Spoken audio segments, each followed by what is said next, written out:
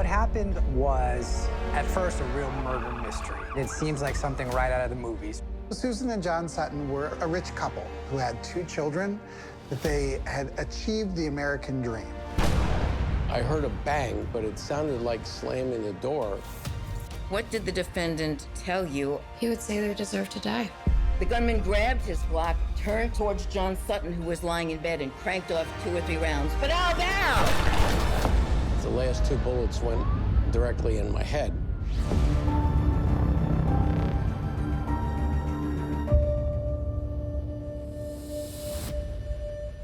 John and Susan Sutton were living a great life. John, a successful attorney, and Susan, a devoted wife and mother, had it all. A beautiful family, a gorgeous home, and enough disposable income to enjoy it all. But that changed in a flurry of gunshots on the night of August 22nd, 2004. What would be revealed during the investigation that followed was an intricate web of greed, deceit, and betrayal.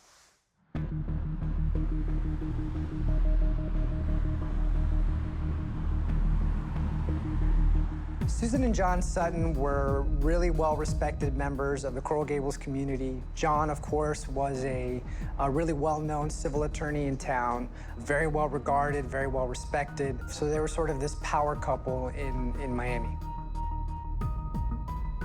I met Susan in 1974. Susan was a head nurse of surgical intensive care. We did a lot of traveling together through the Caribbean. I had a couple of different boats and would take them to the Bahamas and scuba dive and fish. They were a rich couple who had 2 children. They lived in a beautiful home, and they really had the world on a string. Everything seemed to be great in their lives. There were infertility issues. Susan was very anxious to get pregnant, and we had an opportunity to adopt Christopher. Chris Sutton and his sister were both adopted around the same time. They weren't blood-related, but they both came into the family. They grew up with all the trappings of a well-heeled family. They were what you would think was a perfect family. They had achieved the American dream. On August 22nd, 2004, Teddy Montoto came over to dinner. Teddy was my law partner, and it was kind of a birthday party for Susan. Everybody was there, and we had dinner. Susan made dinner and sang happy birthday, etc., and everybody left. So Susan and John Sutton went to bed. And they slept in different rooms because he snores. I went in to the bedroom to watch TV. The Olympics were on. I noticed that the bedroom door was shut, which was surprising because I would not have shut the bedroom door. And Susan would not have shut the bedroom door. I heard a bang, but it sounded like slamming the door, or it sounded like something fell. Within a split second or so after that, I saw somebody in a black hat, black shirt, black pants. Next thing you know, the repeated bangs from what was later discovered to be a 9mm Glock. I bounced around on the bed, ducking bullets, the first 4, from what I understand, in my left hand, my right hand, my left shoulder, my right arm. The last 2 bullets went directly in my head. So I was bleeding heavily. I woke up from that, somehow found the phone, let the police know that I was in sort of a big hurry to have an ambulance and police, dropped the phone, and they called me back. They said, "You've got to walk out." And I told them it's really inconvenient to walk out of the house. I didn't know anything about what happened to Susan. I knew she was there, but I didn't know what happened to her, and I knew I was in such bad shape that I'd be lucky to make it to the front door. At some point in the middle of the night, somebody comes in. They first shoot John, And then they go and they shoot Susan several times, and then they come back and they shoot John again. And Susan is killed. I don't remember pain, but I do remember walking out of the house, and there was quite a commotion, and met the police at the front door, and they had me walk out to a fire rescue truck out in the street, really in pretty bad shape. I knew I was hurting. I remember coming out of the ambulance at the hospital, and I don't remember much for the next week or so. John, even though he's shot twice in the head, survives, but he loses his sight and he goes blind. It's a miracle that John survived his injuries to begin with, because he was shot directly in the head. If it had been a couple centimeters left or a couple centimeters right, it might have just outright killed him. I lost the tip of my ring finger in my left hand, a bullet through my shoulder on my left shoulder, almost lost my right thumb, had a pretty big injury here, a bullet on my ulnar nerve in my right arm, and then the last two bullets were through my head, in the right temple and out the left lower jaw. Whoever did the shooting tried pretty hard to kill me. Here you had a lawyer who presumably had enemies. Early on, there was a lady, and she had threatened to shoot up my office. Now, that would be a classic example of a motive to commit murder.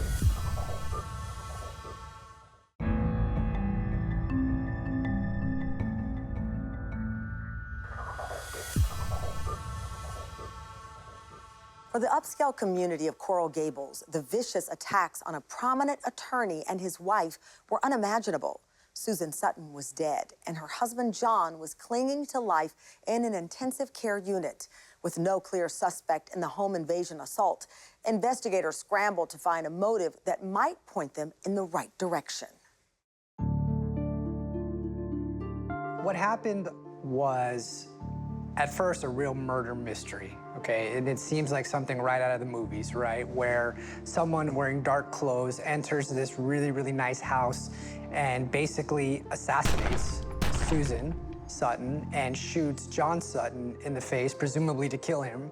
And you have this real whodunit in a part of town where this stuff never happens. John Sutton wakes up in the middle of the night, hears a sound, and sees someone approaching towards him. Next thing he knows, he hears shots, Susan dead in their bed, and John rushed to the hospital. Well, they didn't tell me much for a while at the hospital. And I asked, how's Susan doing? And my daughter said, she's in the next room. They're working on her over there. Well, they didn't tell me that she had died until later. I don't know how much later, but a lot later. The speculation at the time really was all over the place, because here you had a lawyer who presumably had enemies, right? Could it be a, client that was upset with John? Could there be some, love triangle thing gone wrong? Sort of runs the gamut of motives, right? Early on, there was a lady whose name I won't use, and she had threatened to shoot up my office. So a couple of the homicide detectives went to visit her because a boat had gone down the waterway at high speed that night, and the thought was that the boat was similar to hers. So Teddy Montoto was John Sutton's law partner, and they started investigating him because they realized he showed up at the scene right after cops did. So the first suspect that they happen upon is Teddy Montoto, which is Mr. Sutton's law partner. They just recently closed a $1 million case, so everything should be fine. However, in speaking with him, they also start to suspect that there's something that he's left out. As they started investigating, they realized that Teddy and Susan had been having a sexual affair. Now, that would be a classic example of a motive to commit murder. Ultimately, they questioned Teddy Montoto, and he agreed to take a polygraph. and he failed. Failed the polygraph. And in the police's eyes, this was certainly a person of interest. A marital affair with a partner of the law firm, certainly had a motive. And when they pushed further, he mentions that earlier that same day of the murders, that he had been out shooting and that he is an expert marksman. Now, this apparently raised their eyebrows at the time. Teddy was a shooter. Teddy frequently carried a gun. Teddy had gunshot residue on his hands the next morning of the shooting. Those were big issues that drew them to Teddy. People do crazy things in a love triangle. So they thought maybe that Teddy Montoto was the one who did it. I never suspected that it was Teddy. Of course, anything is possible. Maybe it'll snow tomorrow in Miami, but anything is possible. He was cooperative. He had an alibi. He was forthcoming, and soon they realized he wasn't the guy. He showed up right after cops did because he had been on the phone with Susan Sutton. It turns out that Teddy Montoto was actually on the phone with Susan at the time of the murder, and he was cleared of the murder because when they pulled the phone records, they saw there was a phone call from Teddy to Susan. He had some problems with a polygraph test because he was having a relationship with Susan, which he denied and thereby flunked the polygraph test. The level of heartbreak that John has suffered in finding out that his wife was having an affair with his own law partner and was on the phone with him at the time of the attack is one just terrible twist. It was a big deal, but there was a lot of bad stuff that was going on. It was a handful, to say the least. It was a handful. From the very beginning, there was a lot of really interesting clues for the homicide detectives to look at. One of them was, of course, shortly after the homicide, one of the officers is speaking to Chris Sutton, and without even being asked, sort of just pulls out a movie ticket and says, look, we were at the movies. Volunteering information when no one asked the question, that automatically raises some red flags with the detectives. But it's not until 7 or 8 months later when police arrest Chris's friend, Garrett Kopp, for an unrelated crime, and they find a gun. They knew they had the right guy. They had a motive. They knew why. They knew that he was just angry enough that he would do it.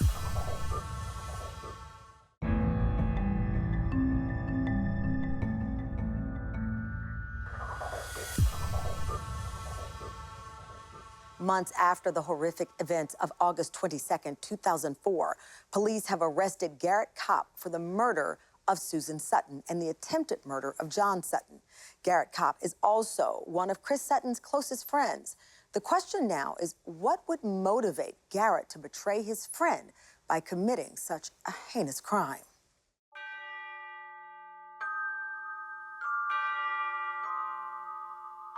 When police arrest Garrett Kopp for an unrelated crime, they find a gun. And when they run that gun and they run it through ballistics and they're able to match the bullet with the bullets that were used to kill Susan and were used to wound John. They start interviewing Garrett Kopp because clearly they have direct evidence that he's involved here. Garrett Kopp knows Chris Sutton because years ago when he was about 15 and Chris Sutton was about 21, they happened to live in the same apartment complex. And they got to know each other, and from there, they would smoke weed together. Closer to the time of the crime, they had been selling drugs together and doing a lot of drugs together as well. I had very little dealings with Garrett. He was a small guy. I wasn't sure what they were up to, but apparently they were dealing drugs together, buying and selling. So I was never impressed with Garrett, and whatever they were up to, it was no good. Garrett immediately rolled over on his friend, and I think he realized, you know, and a lot of times these cases, it's sort of like whoever's first to the table ends up, you know, getting the better deal. They always want the mastermind, the one who kind of is the puppeteer and setting things in motion. And in this case, it was Chris. Garrett Kopp says that he was supposed to get $100,000 from the inheritance that Chris Sutton would get after the parents were gone. They have his confession, and they have the gun that ties him to it. So what they need to do is show why Chris Sutton would have gotten Garrett Kopp to kill his parents. So when Chris Sutton was 13, he started acting out, skipping class, you know, smoking, all the things that you kind of expect a teenager to get himself involved in. But he also had these anger issues, and those were a lot more concerning to the family. He was threatening Susan, and to a lesser extent, myself. She was much more frightened than I was.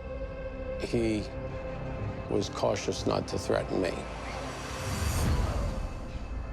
He really started acting out, and it turned into something more than just, you know, a little bit of teenage temper tantrums. This was like really, really aggressive stuff. He was just someone that was very, very problematic, more than just your usual teenage angst. Susan found a letter that he and a girlfriend had written planning to kill us. And when she found that, we moved rapidly to get a restraining order. And he was then out of the house. They wanted to be able to get him on the right track, and nothing was working. And that's ultimately what led to him being sent away to this boarding school in Western Samoa.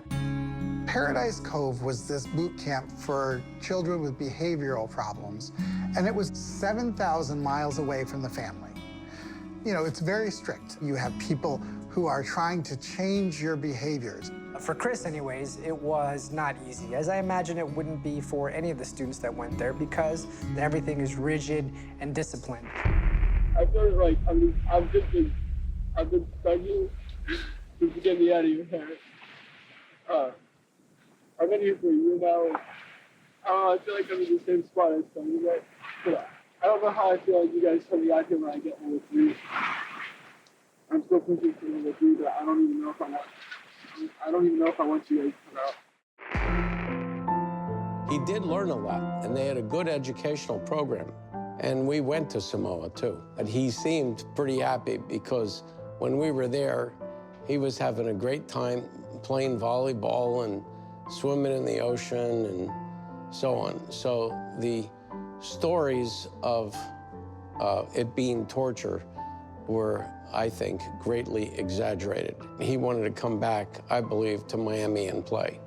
Chris thought he was going to get out of Paradise Cove when he was 18, and he didn't, because his father actually petitioned for him to stay for an extra year, and that really sent him on a tailspin.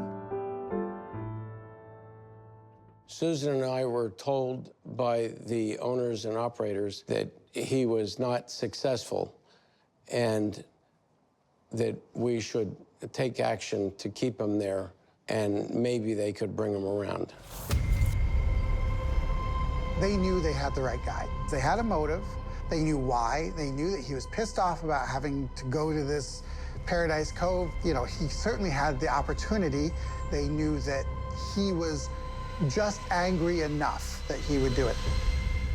So, next thing you know, 2 detectives said, well, we've got good news and bad news. What's the good news?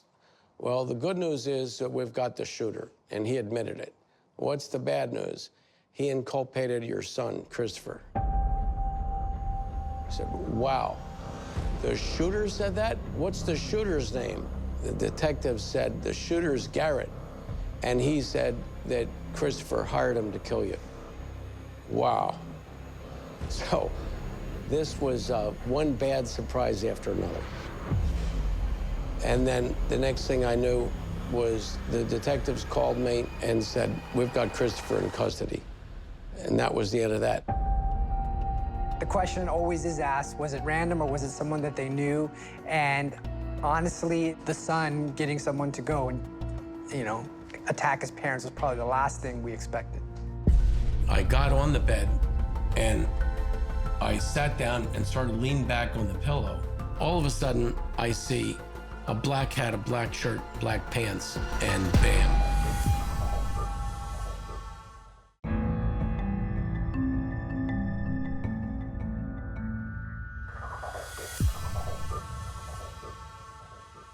Christopher Sutton has been arrested and charged with conspiring with his friend Garrett Kopp to murder his parents.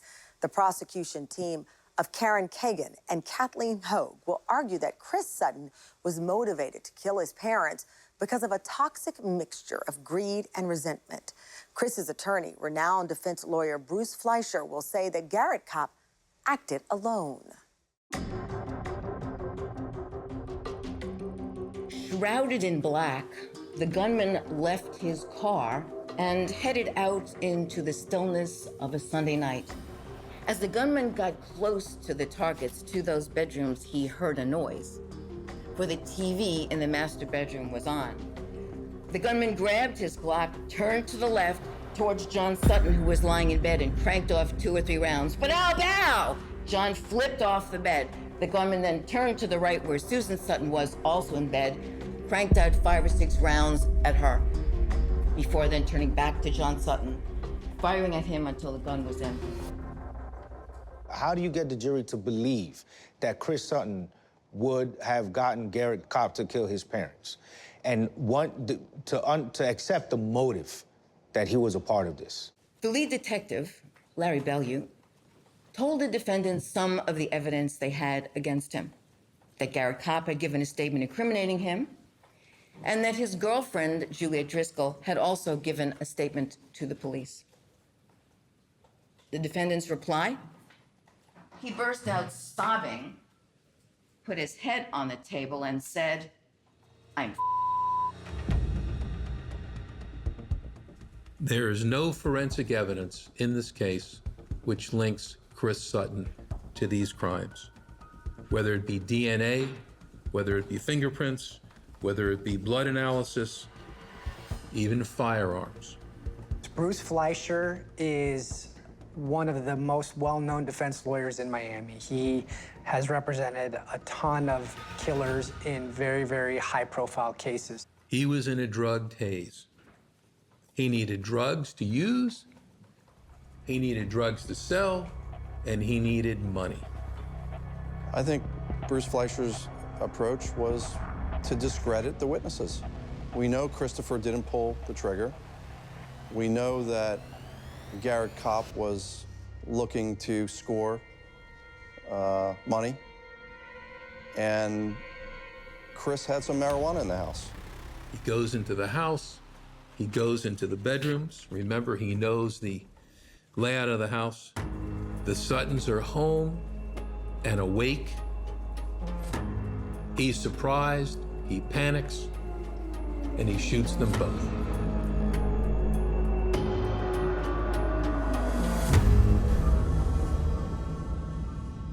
State calls John Sutton, Your Honor. All right, and I believe that your assistant will help bring him up. I have been expected over time to say, wow, this was really scary, going in a courtroom, and all these people, and the courtroom was full. Well, I've been in that courtroom 100 times, 1,000 times, maybe more. So I wasn't even blind, one, to be intimidated by a courtroom. That was like home base for me, no problem. Please, Mr. Sutton, do you swear or affirm that the evidence you're about to give be the truth, the whole truth, and nothing but the truth? I certainly do. Okay. Thank you, Ms. Hogue. You may proceed. Thank you, Your Honor. Good morning. Good morning. At some point in your marriage, you made a decision to adopt.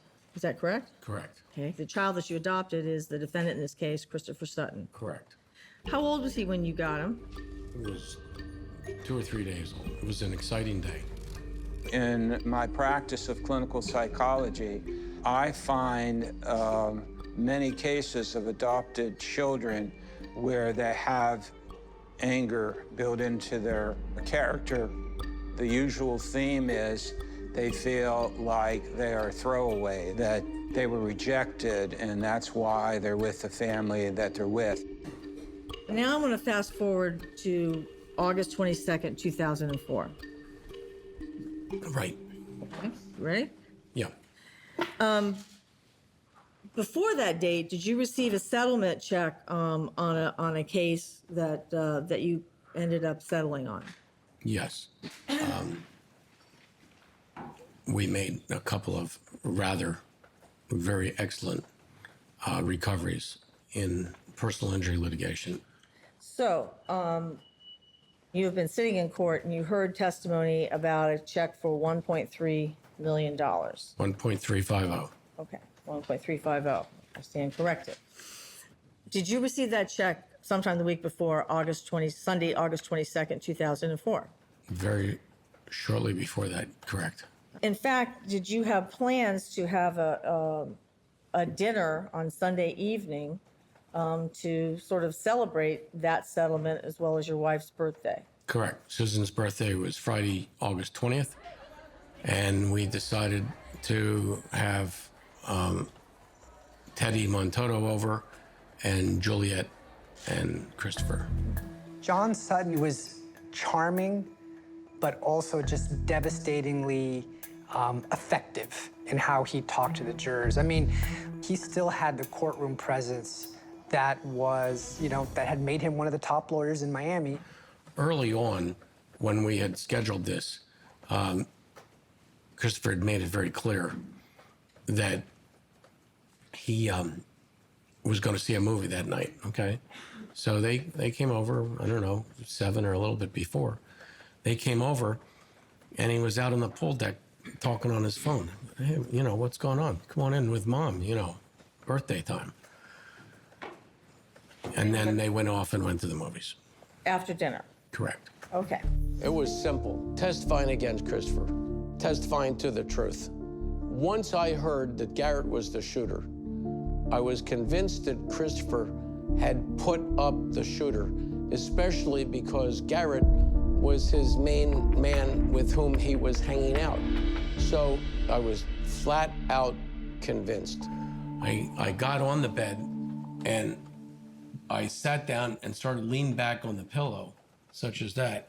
I looked over at the TV and I saw the door was either shut or partially shut. And it startled me because I didn't shut the door and Susan wouldn't have shut the door. So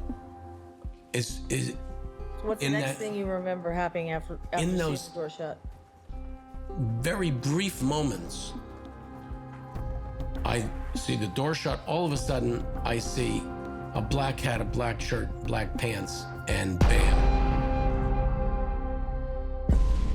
How were you feeling during that time? I was what they called in denial. The fact that he had no emotion about his parents, but had emotion about how he was treated is a hallmark of a sociopath.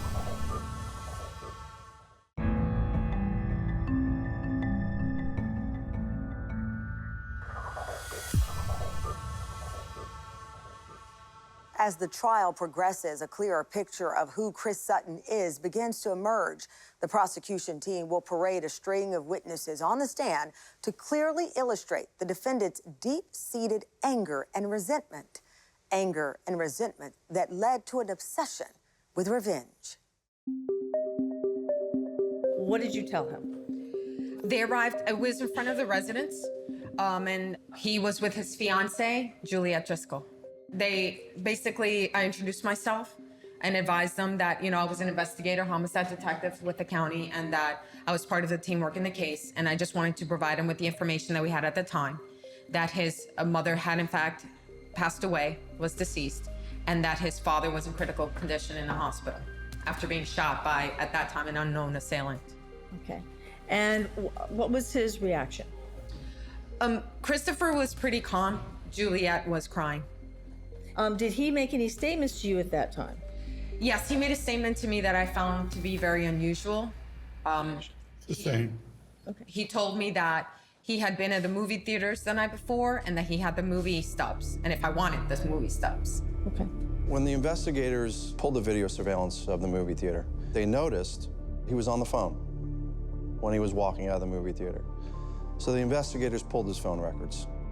There were 170 phone calls between Garrett and Christopher, including right after Christopher walks out of the movie, probably reporting that he killed us. So they had already hooked up Christopher and Garrett. I didn't have any of that evidence. I knew nothing. Come over here and be able to raise your right hand. Do you swear or affirm that the evidence you're about to give will be the truth, the whole truth, and nothing but the truth? Mr. Cop, if you'll please have a seat right there. After you're seated, if you'll kind of scoot the chair forward, pull the microphone closer to you. Keep your voice up nice and loud so that all the members of the jury and the people here in court can hear you. Ms. Kagan, you may proceed. Thank you, Judge. Mr. Kopp, did you shoot to kill Susan Sutton? Yes. And did you succeed in killing Susan Sutton? Yes. With what type of a weapon? Handgun. Did you shoot to kill John Sutton? Yes. Did you succeed in killing John Sutton? No. Did you also shoot John Sutton with a handgun? Yes.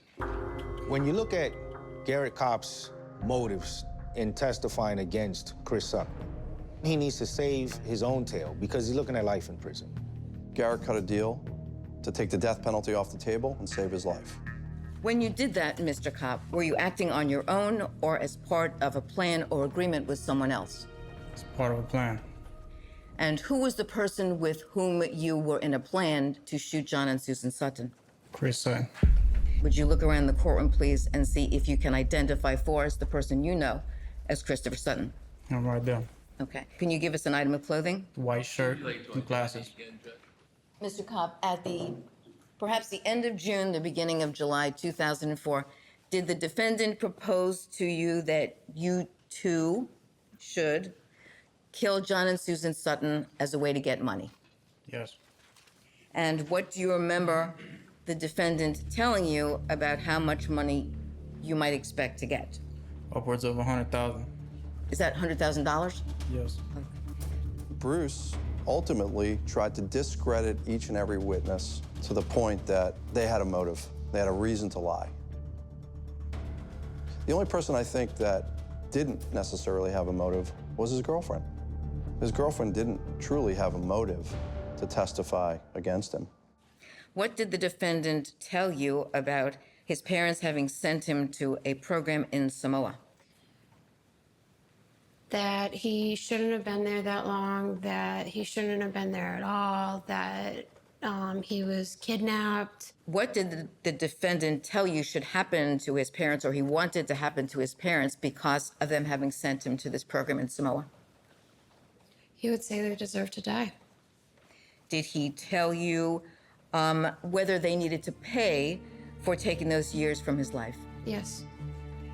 It is my opinion that one of the reasons why women are attracted to bad boys because they do their acting out for them, and or because they're a forbidden fruit.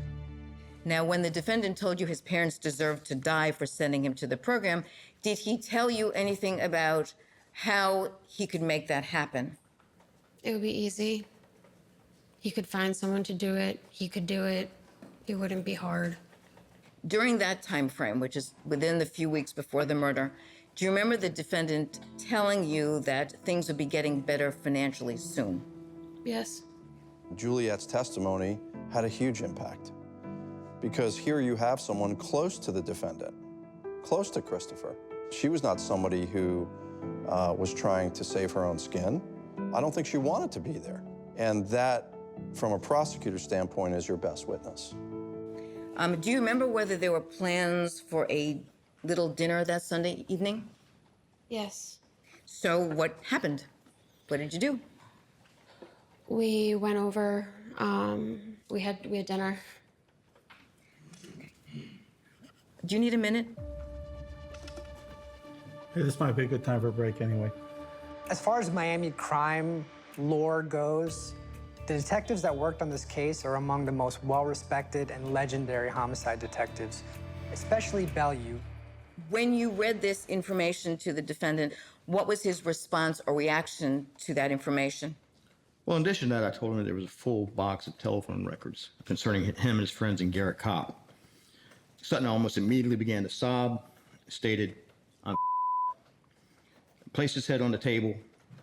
A short while later, raised his head and said, "What's the minimum and maximum time I can do, or that I would be looking at?" What did you ask him at that point about his parents? I said, "Did you hate your parents that much?" And his answer? He said, "You tell me."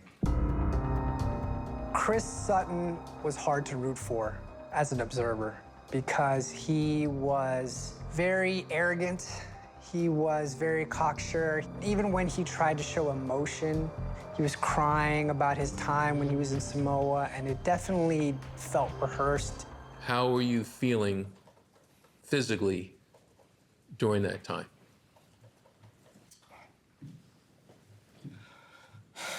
I was what they called in denial. You need a break, Mr. Sutton? Yeah. The fact that he had no emotion about his parents, but had emotion about how he was treated, is a hallmark of a sociopath. Sociopaths, by definition, are predatory. These are people, quite simply, who do not have a conscience. Are you telling the jury that Juliet Driscoll lied when she said that things would be better when your parents were dead? Absolute lie. And when Juliet Driscoll told the police or testified that you wanted your parents dead, that was a lie? Correct. And that when Juliet Driscoll reported that you believed, you said your parents deserved to die for what they did to you and sending you to the program, that was a lie? That's what she said in order to not be arrested for murder. My question was really simple. Was that a lie? Yeah, to save her own life. Now, isn't it true that you asked Detective Bellew what the minimum and maximum time it was that you would be looking at for this case? I said, what's the minimum and maximum time I can be looking at in this case that you're falsifying against me? Yeah. So you told Detective Bellew from the get-go that he was falsifying this case against you, correct? I told him that he was full of yeah. So you're telling this jury that Detective Bellew failed to tell this jury that you told him that the case was full of He read about 5 minutes worth of quotes, and we were there for 4.5 hours. I think I said a lot more than 5 minutes worth of quotes. I wasn't nervous over this verdict because I've waited for a couple hundred verdicts over time. I trusted in the fact that the right thing was going to happen.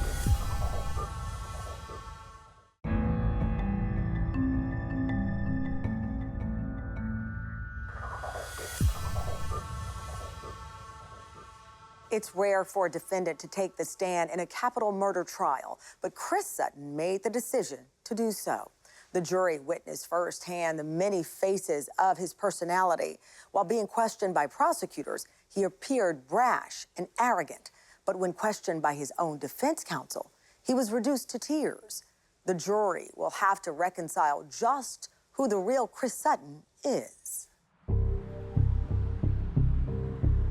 How can you forget the graphic testimony of John Sutton when he testified in his witness stand and what he endured and suffered?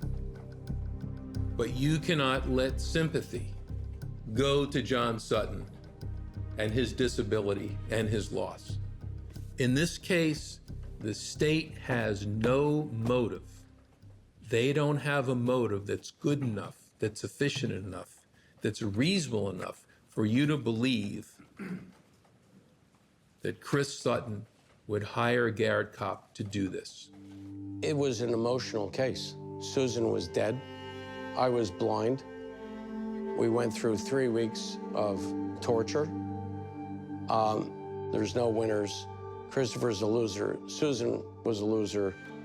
Everybody lost out here. I lost out. And this is a bad, bad picture. That man, the defendant, had profound anger, hatred, and greed. His parents were now worth nothing more to him than a means to get money.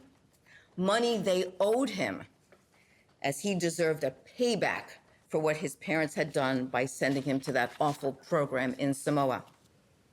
So he got his little do-boy, Garrett Kopp, to do the dirty deed for him.